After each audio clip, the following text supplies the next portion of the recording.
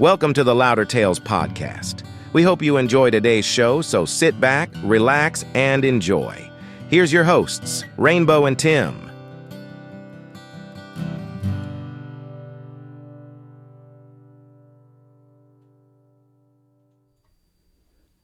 Hi. Hello. So it's been a minute since we've been on, and I figure... I missed the last episode. Yeah, you weren't feeling that well. No, I was not. No.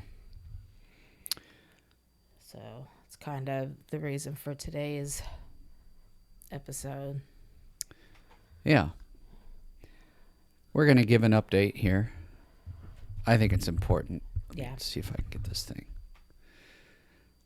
So for those of you who have been listening, we try to keep things as real as possible. I think we do a decent job at that. Do you? Yeah, we try to be as honest as possible. We've had something going on in our lives that we've been keeping to ourselves, but not to keep it secret, just to kind of help us process our family and close friends. So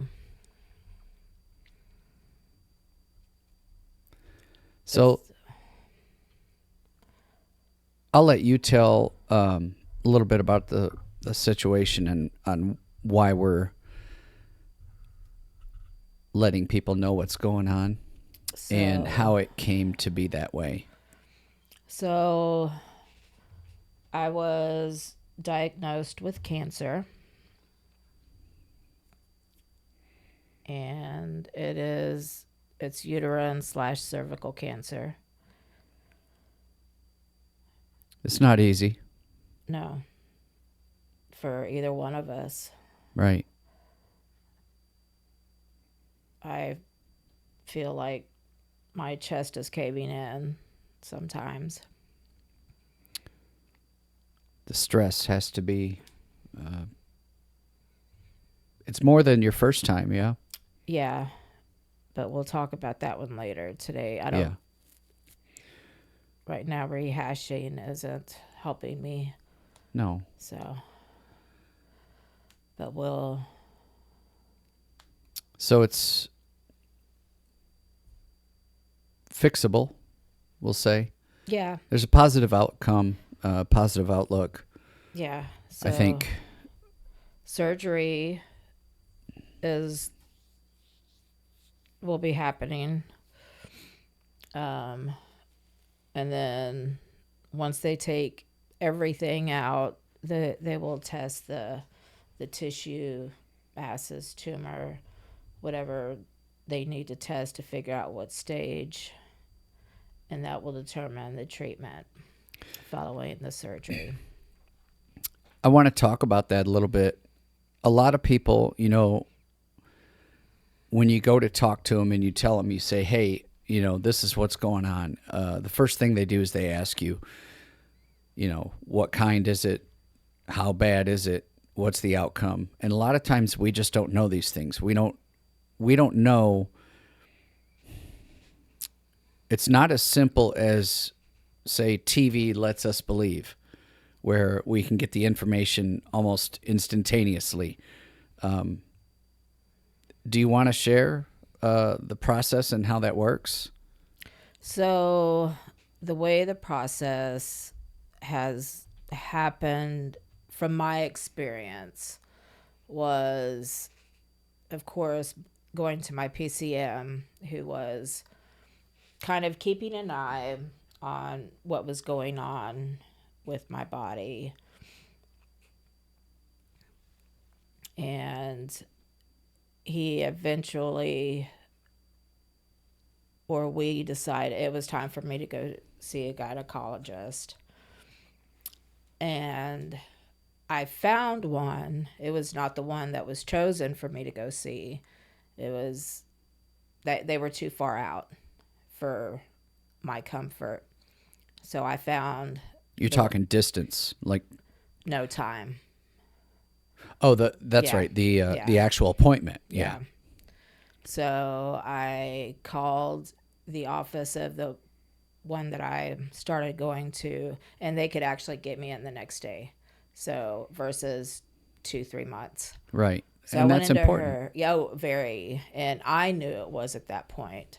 So I went in, and from there, of course, the pelvic swabs test, went in for a DNC hysteroscopy, is what the combination of that for my uterus, did a cone biopsy of my cervix, and then waited for the results of those, and now we're here. Right. But it's not oh, okay, what stage are you? Not finding that out until they get in there and cut everything out of me. I think people don't realize that whole process. Not only is it difficult emotionally, but it just takes time. It does, because one of the things you and I kept questioning was, why can't I just get the hysterectomy? Why Right. do we have to go through all this? And people, they were just, they're like, patience, Rainbow. This, it's not going to happen like this. We need to do this. We need to test for the cancer before we take it out. And there's a reason why. And now that I'm going through this process, I understand why they do the steps that they do, and why it's so important that they do the steps that they do. And again, those steps led us here. Yeah. We had our first appointment with the oncologist on the 1st. Yeah. That was a sigh of relief to finally get in there, but at the same time, Terrifying. again, I feel like my chest is just, I feel like a volleyball that's being bounced back and forth on the court. Right. And it's never going out of bounds to restart. It's just back and forth, back and forth, back and forth. That's what I feel like right now. That's the only way to describe it. If there was something you could give as a message of hope, and you could tell other women that are possibly going through this, or they're concerned about it, what would you say? The concern is follow your gut. Make sure you stay on your primary, your gynecologist, that make them understand that you have concerns, whether they wind up being concerns for a reason or you were just concerned. It doesn't matter. Right.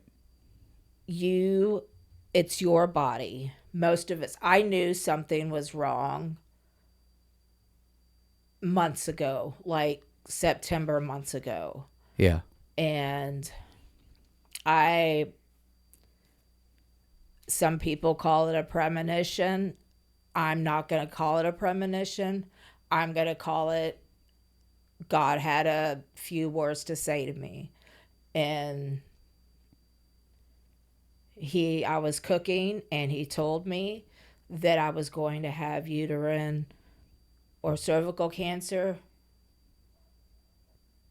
It wasn't a straight up, Rainbow, you are going to, you don't hear like that. Right. But that's what I heard. And the tail end that sent chills was, and you will die. And that's when I went to my primary. Tim, you were with me. We explained to him about this premonition. Again, not my words. My words were, he was trying Right. to tell me enough is enough. So that's when my primary finally said, okay, it's time.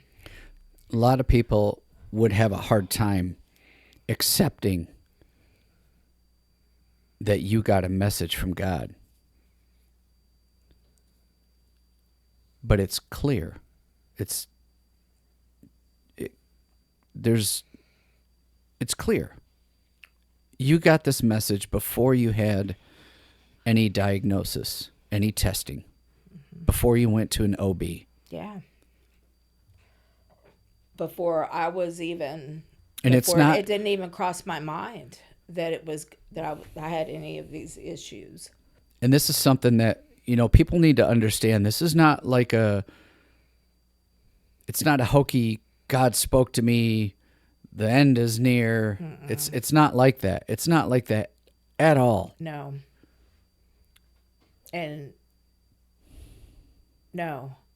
But I wasn't the only witness to that testimonial part of this process. Yeah. You were there as well. Yep.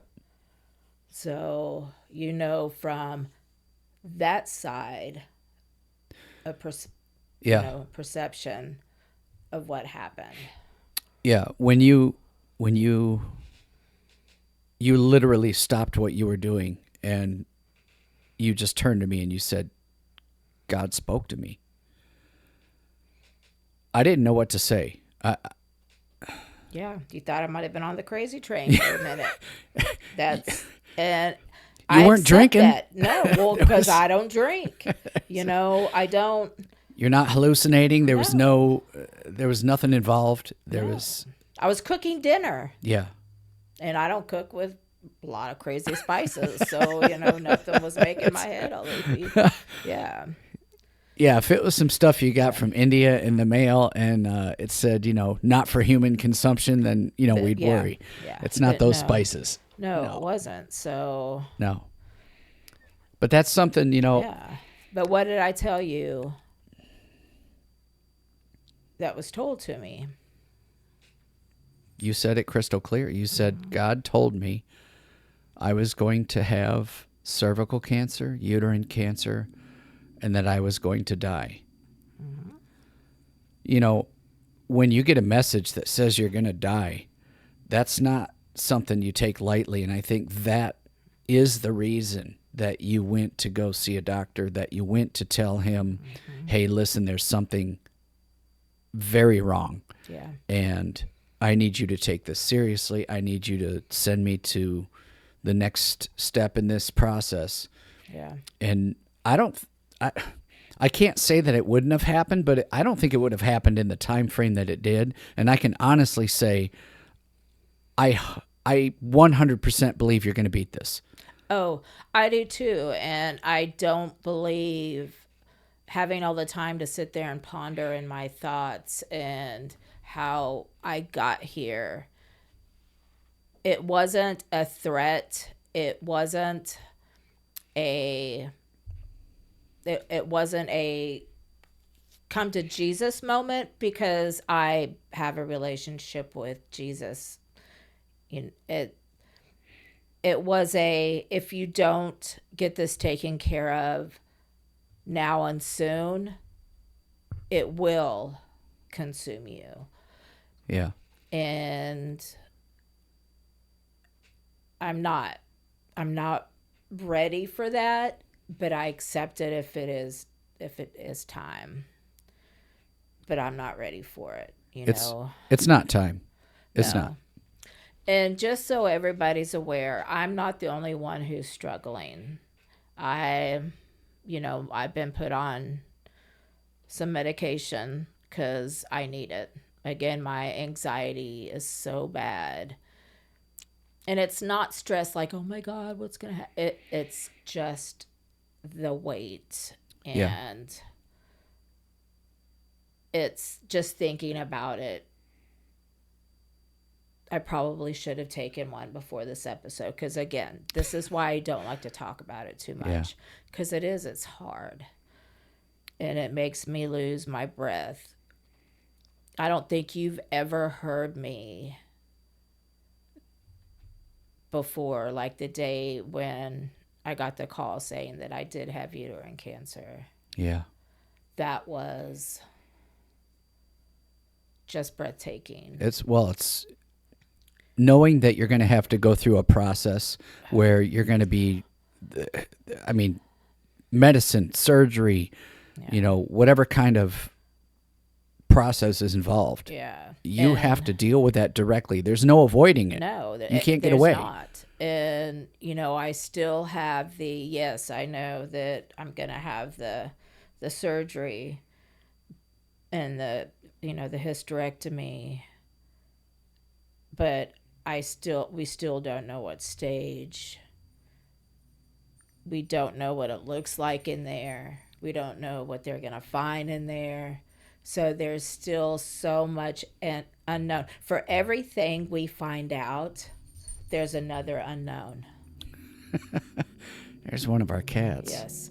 So that's what makes my anxiety worse, I think. Yeah. Is because as soon as we find out something, there's another unknown and another looming unknown. We're going to cut the camera away from the from cat the cat's rear butt. end.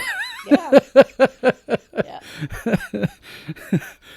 So we have a new setup here, actually. Part of the reason we were down for a little bit is the main computer went down. I had to repurchase some stuff and set things back up. And now I have my own computer monitor, and the two of us can actually see everything. Yes. And we can both see each other's screen. We have our own keyboards and mouse. We can fight over the mouse, but we don't. Yeah. At least not yet.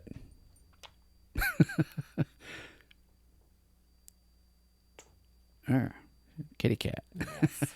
All the animals love me right now. Animals have a weird way of detecting stress and understanding emotions from people. And I would like you to tell us a little bit about how our dog and our cat have been getting along or not getting along. Okay, so I'm assuming you're talking about Luna. Yeah. Luna and Gracie. Everybody who knows us and through this and personal knows that Gracie and Luna do not get along. Not entirely. Gracie... Not in front of us. Yeah. Gracie wants to be friends with Luna. Luna does not, and that, of course, excites Gracie, so she starts chasing him around the house and barking.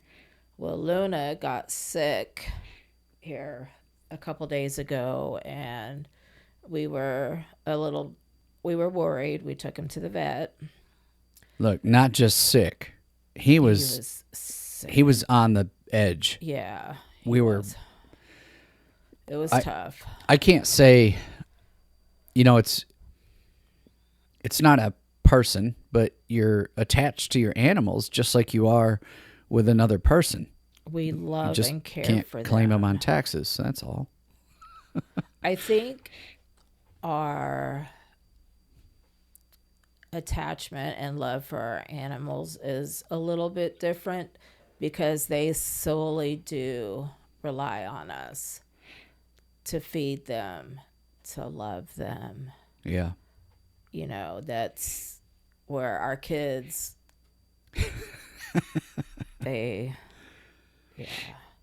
Yeah. So I was worried about Liza and Luna. Luna. Starts with an L. Yeah. Cat.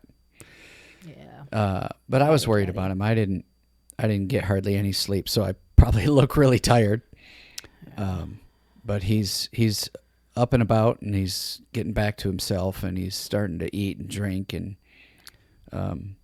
he was suffering from a UTI. Male cats do that, and it's extremely crucial that the cat is able to urinate, and if they don't, it's a death sentence. Mm-hmm. I mean, they're going to die.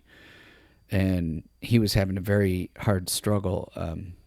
It's possible it's the food or whatnot. It could be the stress. Yeah, it could. Yeah, it could be it could be a lot of factors. So yeah. Shout out to my our vet, Dr. Benham. Yes. At Cornerstone Animal. That's an awesome vet. We're slowly. Yeah.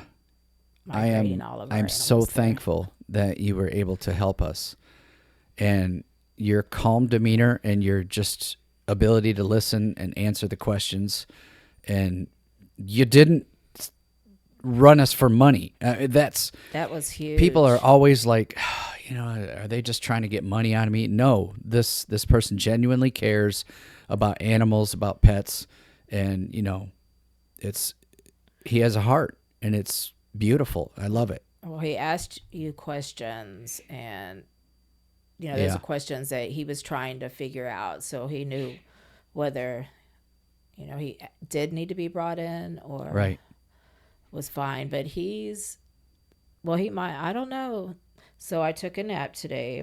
I take those a lot, and Gracie and Luna actually took a nap with me, both in the I same legit bed. have a picture that of this. Has never, ever happened. That's never happened. Never. I'm gonna see if I can pull this picture up. Yeah, they were. This is a picture. I'm just gonna have to show it on the phone. Yeah. So. Okay, so back it up. Hold on, let me see. It's bright. Okay, so the white blob, that is Luna, and of course you see Gracie, but that's how close they were. They were both at my feet. Yeah, I don't think you're gonna. Almost. Yeah, that's not gonna work. Yeah. Anyway. But anyway, yes, that was them. Yeah. And they slept like that the whole nap. They did not move. That's crazy. I don't even think they moved when you came in, did they? Luna stayed on the bed. Yeah, he did. Yeah, I was impressed. Yeah, I kept petting him. Yeah. So, but yeah, I think Luna has actually jumped on him and I have been getting really close. He climbs in my lap a lot during the day. And Liza, the gray cat that was right here, at night, she sleeps up against me. And that started. She's trying to suffocate you. And then Gracie sleeps with her head on me somewhere. So I am smothered. I have a feeling Luna is now going to start sleeping. So it's probably going to be cat, dog. Oh my gosh. I'll be way off on the side. They're kicking you out of the bed is what they're doing. So, but yeah, that's my comfort. I've been on bed rest. I'm still on. I cannot be doing anything active because when I do, that's when my world gets a little bit messy. Speaking of shout outs, thank you to everybody in our church that has been bringing us food, because it's not just the food or the fact that there's less dishes now and I don't have to cook. I mean, it's the whole meal thing. It's a blessing. It's helping. You don't have to cook, but you're also not having to come home and do those dishes. Yeah. So yeah, it's tremendous. Just that one thing a day is making a huge difference because he's tired. So how are you feeling about all of this? Oh, put me on the spot. Yeah, no, you've been trying to do that with me, so now that's what this episode's about. So, very overwhelmed, scared. I'm scared. That's pretty much it. Scared and overwhelmed. But I have faith, and telling the story about how you were told by God is inspirational. And I don't tell it to try and prove God's existence. I'm not trying to convert people. I'm not trying to tell them that they need to believe in something. I don't tell that story unless the need. Yeah. And, because but our close friends and family, of course, know it. Yeah. I would say one of my bigger stressors is that my kids, my youngest kids, my twin boys, have not contacted me, and they're on their own mission. I'll just put it that way. They're on their own mission. They are 19. They are out on their own. living life, trying to understand what it's all about. I don't think they have the proper understanding of what parenting is all about.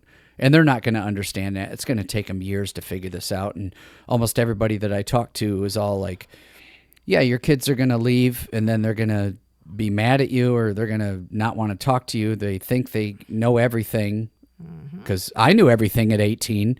Didn't you? I absolutely did, and I still do. Yeah. So, yeah. So obviously they just got to figure it out, But it's heartbreaking. But I know that as long as God is working in their hearts, it'll take time, and I just have to learn to be patient. And that's probably a test of me.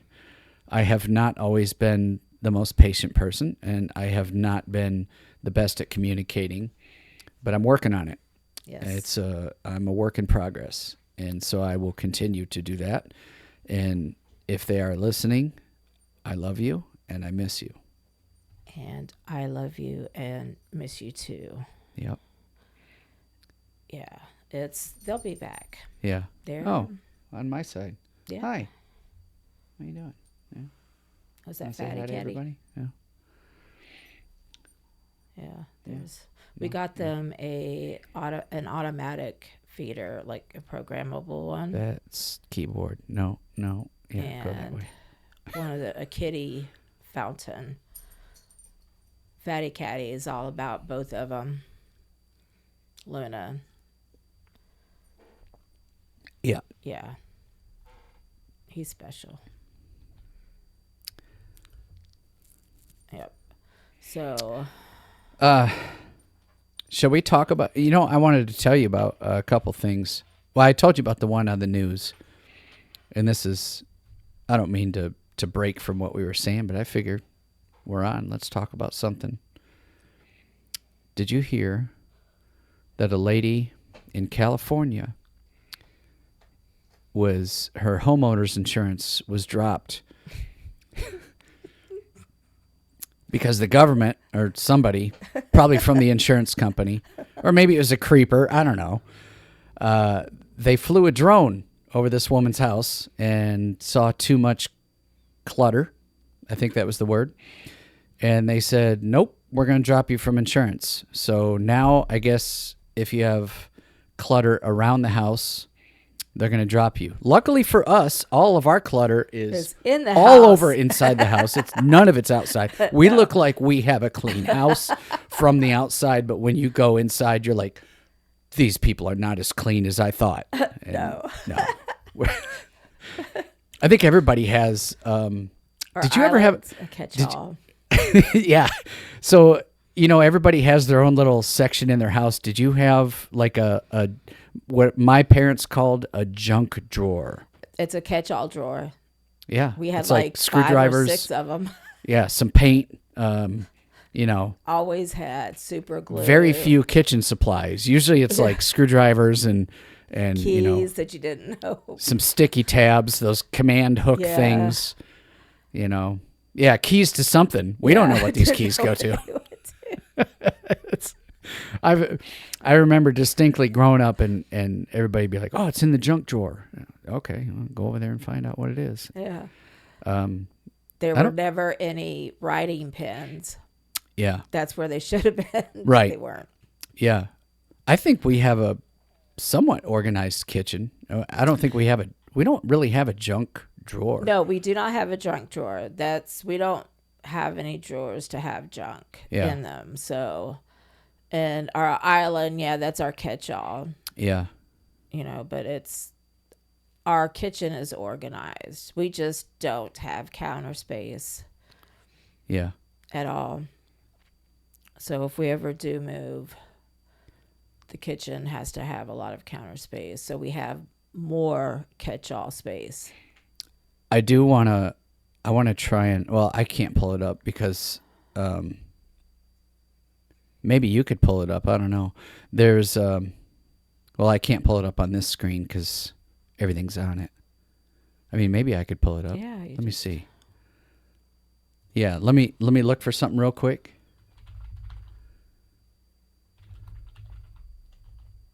Yeah.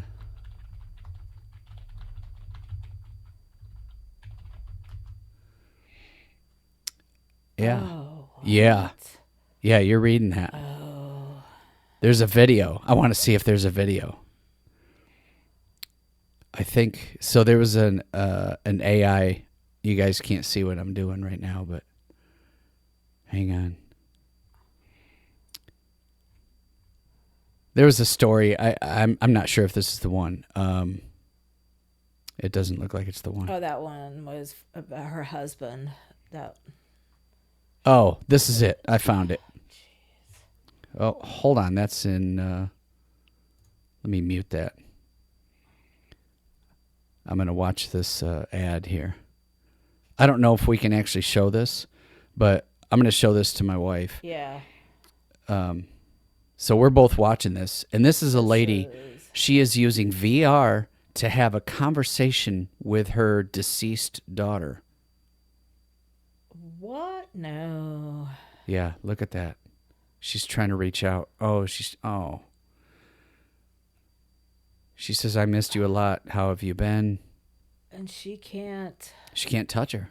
That's, She's not real. Yeah. No, that shouldn't even be.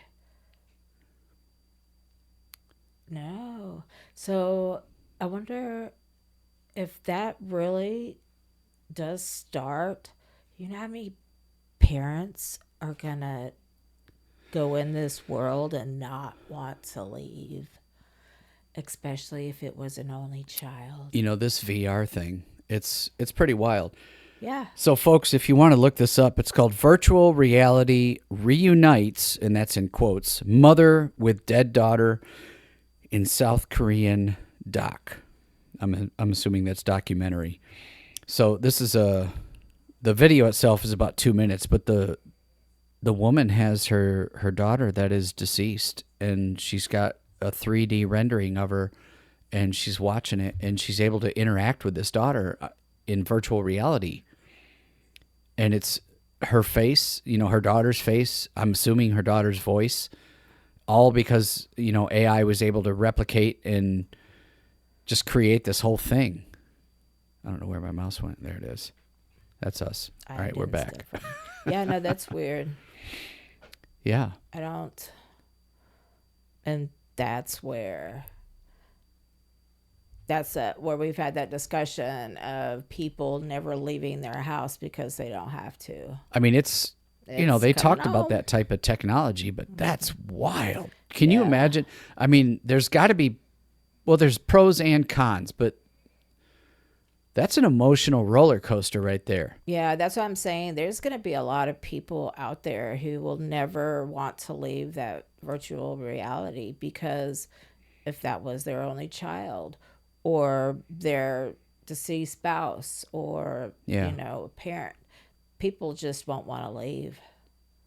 Yeah. I can see that causing more damage than Well, good. you think about it, kids, I never told you. I got to tell you now. Uh-oh. Oh, I had, this is, okay. I got to tell you this. You don't know this. Oh, is this my trip the other day? Yeah. This is when you were, he would not tell me. He wanted to embarrass me in front of everybody, and this is why I love my husband. But I do have something hard in my hand, and I'm a good aim. It's not. No, trust me. Okay. This is good. You're gonna like this. Okay. So you were inside getting a medical procedure. Yeah. And you were not. It's a procedure that she has done that will. She's given some sedatives, and she's she comes out and she needs a driver, right? While you were inside. You don't know this, so this is your first time hearing this. So let's get both cameras going. All right.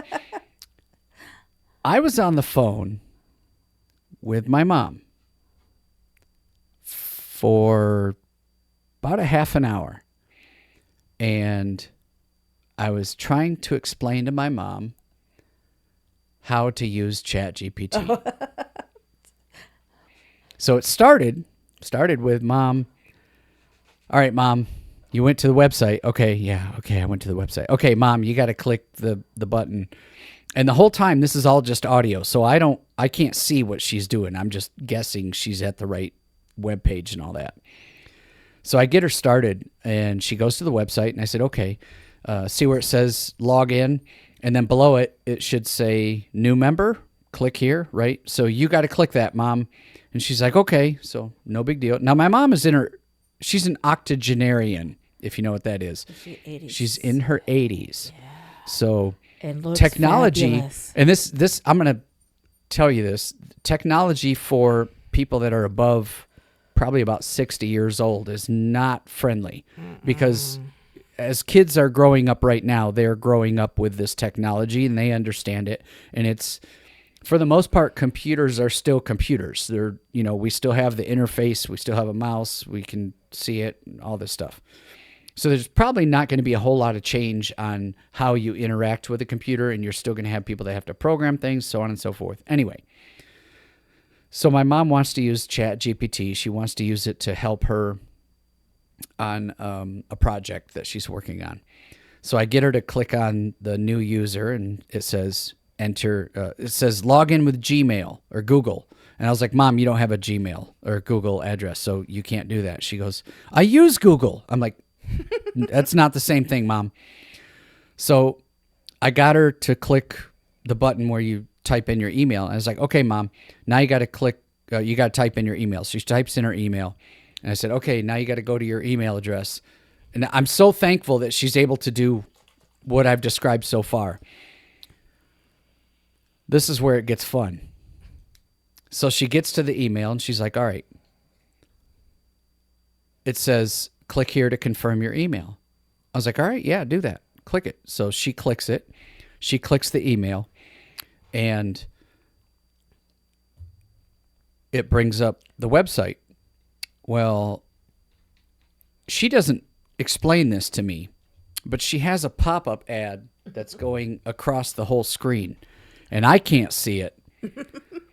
But I'm on my phone at the same time. I'm like, okay, it should look like this. I opened up like a private window and pretended to go to the place I've never been, so it should look the same to me as it does to her. So I'm like, all right, Mom, so now you just start typing and ask it a question and it'll answer you. She goes, where? I was like, at the bottom. There should be a space you can start to, in fact, just start clicking away at your keyboard and look for the letters, and then delete them back out. There's nothing. I was like, okay, I can't, I got to see what you're doing. So take a picture with your phone of your screen and then text it to me. So that led us down the rabbit hole of how do I send a picture through the phone? How many times have we had that conversation with Mom? All right. She's done this before. It's a new phone, so now it's all new. So she's got. I can't blame her. I mean, she's doing the best she can. She's smart. She understands. She's not like braving it. She's not senile. She understands stuff. So 10 minutes go by of me explaining to her how to take a picture. So she sends me the picture. I'm just gonna pull up the picture because you're gonna laugh. She sends me this picture. Let me find it. It's gonna take me a minute. I love his mom. She's yeah. Okay, here it is. She goes, I'm trying to get on AI and I forgot how. So this is what she sends me. She sends me this picture. It's half of the screen. Let me does it show? It's not. It's just there it goes. So, yeah, that's it. So you can see. Yeah, it's half the screen. And I'm like, Mom, I can't see everything. So take another picture, further back, and send that one to me. So she sends me the same picture because she thought she was sending the new one. So I'm like, Mom, I still can't see the right side of the screen. You got something going on there. Turns out she had a pop-up ad that was blocking the whole bottom of her screen. And I was like, Mom, do you see that red line that's going all the way across the screen? And she's like, no. I'm like, it's about an inch from the bottom, and it's going all the way. She's like, there's no red line. I'm like, purple, red, green, blue, some other color, something. Because you know how guys and women don't, red, fuchsia, okay, whatever. I don't know. Correct. I'm by the yeah, way. yeah. Was the dress black and gold or blue and white? It's whatever Yeah. color. But anyway, 28 minutes is how long it took for me to get her to log in to ChatGPT. And I was frustrated, but I wasn't angry. I was frustrated and I was laughing. I had to mute my phone. I was laughing so hard at my mom. I was like, this is ridiculous. But it's not her fault. It's No. not her fault. She's, if it's her first time using this stuff, how's she going to know? And she's trying to learn all this stuff as it's coming out. It's overwhelming. It's wildly complex. Yeah. And, but she got through it. She was able to do it. And it only took me 28 minutes. And, aside from having to teach her how to send the same picture, a new picture the second time. But it was fun. I'm not complaining at all. I love my mother, and she is a wonderful person. She's given me this wonderful sense of humor. Yes. She's taught me many, many things. I'm so thankful that my mom has done everything that she has done, and she cares deeply about me and you and pretty much Yes. everybody. She is. She's a phenomenal person. So she's a good woman. Yeah. I love her. I love just about your whole family. We got some kooky ones, let me tell you. Well, doesn't every family? I might be the kookiest. You might have. I don't I know. don't know about that. Yeah. I think you're good. I think you're safe. Well, I think this is a. You want to wrap this up? Yeah. Okay. So for everyone out there listening, thank you for your patience. And if you're the praying kind, we will take all the prayers we can get. And not just for me, just for everybody who is struggling. There's nothing wrong with the worldwide prayer, Yeah. because we're not the only people who are dealing with this struggle or, any struggle in general. Yep. So that's what would make me feel better. Yeah. But yeah, and again, women out there, go to the doctor. Make sure you do your yearlies. Stay on top of those. Follow your gut. Yeah. Same thing for those, what do they call them? The annual. Mammograms. Yeah, that one. They only do yearly once you, I think, hit 50 or something, but if you're worried, let your doctor know. Again, we know our bodies. Yeah. But Yep, there it is. yeah, just pay attention. Well, folks, you want me to drive on this one? You want me to Yeah, do you all can the drive. button clicking? So there's gonna be times I'm not gonna be on here. It will be Tim and probably a guest host. Yeah. That was another reason we wanted to get on here and let you guys know what was going on. So Yeah. It's not easy, but we're going to get through it. We're Yeah. going to get, we have support. yes, We have good family. We have good friends, good church. Absolutely. Surprisingly, a lot of the people that I deliver mail to have supported us incredibly. Just Lots of they've gone out of their prayer. way. I've got, the people, some of the people that just, wow, the amount of love that they have. We had one guy that came over, this is years ago, and we had just started connecting. I delivered his mail for maybe a year or so. And it was Christmas Eve. and we had a pipe break in our house from the cold weather. And he drove 30 minutes on Christmas Eve at like 8 o'clock at night to come all the way to my house to help me fix this broken pipe. I didn't have any tools for pipe repair. I didn't have any parts. I had nothing. And the entire house, we had to shut the entire house off because where the break was. And out of the kindness of his heart, he drove all the way here and he fixed it. And he's like, this isn't, it's a Band-Aid, get it correctly repaired and you'll be good.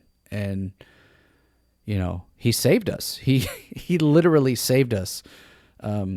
We wouldn't have been able to take a shower or have water the next day or nothing. Mm-hmm. And we all know how expensive it is to have someone come out on Christmas Day to repair a pipe.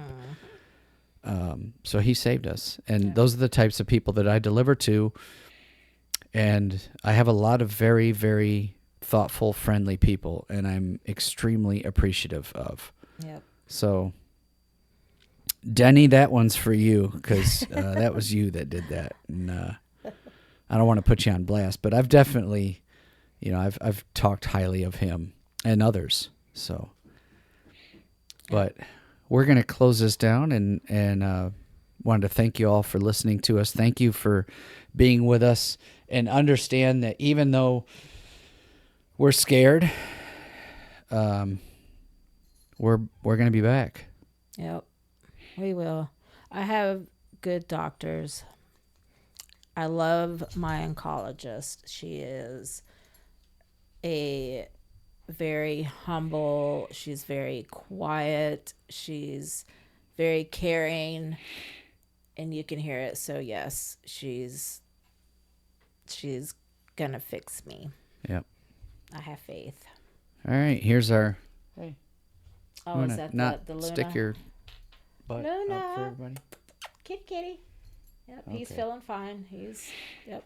All right. All right. Thank you, guys. Yep. Thanks, guys. We'll see you next time. Bye. We hope you enjoyed today's show, and thanks for listening to the Louder Tales podcast. Don't forget to subscribe, and we'll see you next time.